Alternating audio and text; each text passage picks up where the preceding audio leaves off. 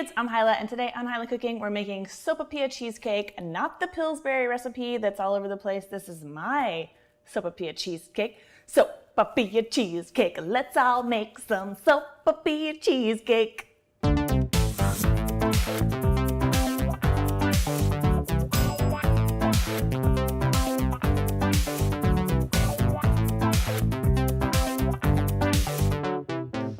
We're not using crescent roll dough. We are instead going to make a sort of a French topping. I believe it's pronounced craqueline. I've never had this. I've read about it, and as soon as I read it, I was like, oh my God, this would be perfect to put on top of a cheesecake. So basically you make like a little cookie and put a little raw cookie dough circle on top of your cheesecake, and as it cooks, it makes a crunchy, crunchy little layer.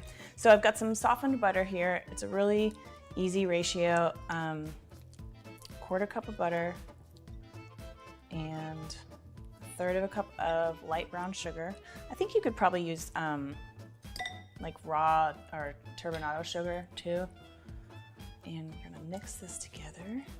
So yeah, this was, a lot of times I guess they'll put this little dough on top of choux pastry buns, and choux pastry is the same stuff that churros are made out of, and gougères. And I've done videos on both of those, so I'll put a card up here if you wanna see how to do those and see what the heck is choux pastry. Okay, so once this is smooth and combined, we're gonna add in a half a cup of flour. And then my addition is ground cinnamon.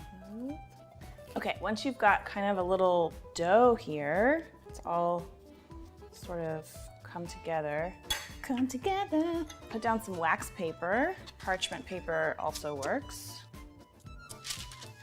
And we're gonna roll it out into a thin little sheet, just like if you were making cookies. I'd say like a 1/16 of an inch or like a couple millimeters. Once it's rolled out, we'll slide it onto a baking sheet or something that'll fit in your fridge, and we're gonna refrigerate it to let it firm up while we make the cheesecake.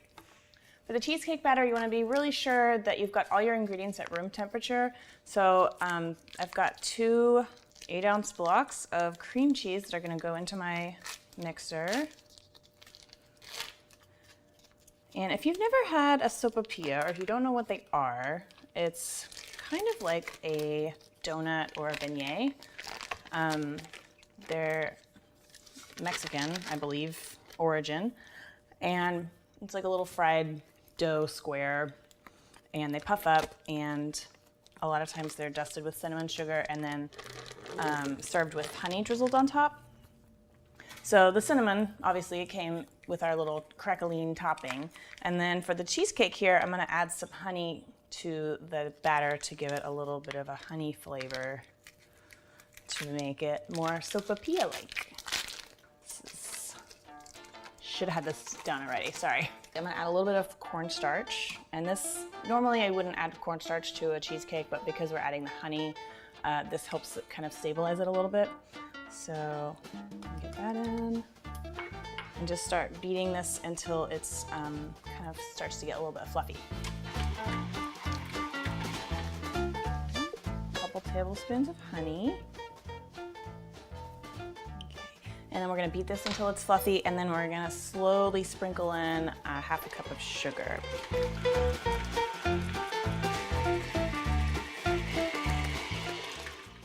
Okay, I'm gonna add a little bit of vanilla extract, 2 eggs, 1 at a time. So get this one incorporated, and then we'll add in another. And I'm also at this point gonna add in a little bit of salt.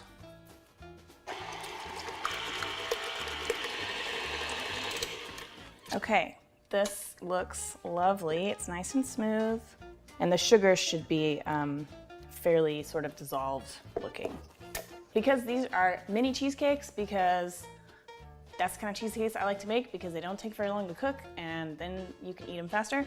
I'm doing 12 little muffin tins here, and I put a vanilla wafer in the bottom of each one. I've also used Ritz crackers, or buttery round crackers if you're buying generic ones, and those work well too. So I'm gonna put about a 1/4 cup scoop of the cheesecake batter into each little cup.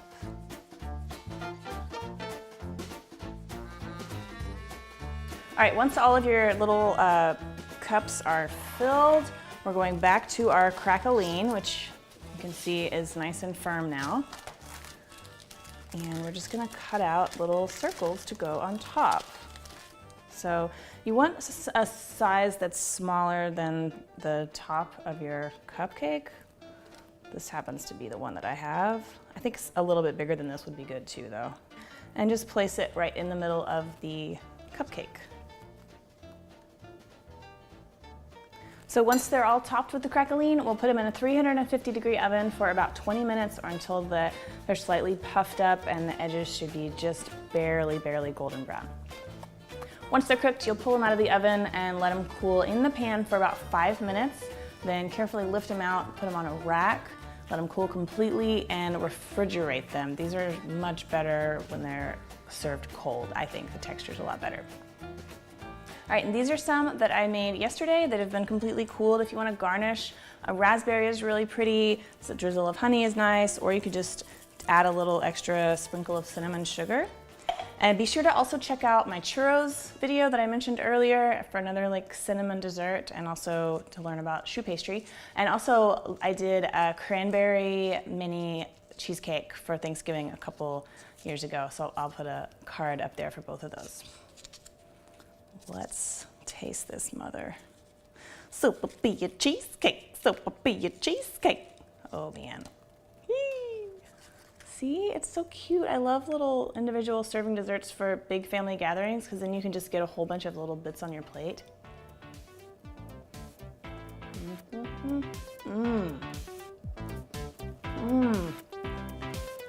Little crunchy top.